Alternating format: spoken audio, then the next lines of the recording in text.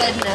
Pásmem Mám já koňa vraného se vám představil dětský folklorní soubor Holůbek, který působí 6. rokem při katolické základní škole v Uherském Brodě.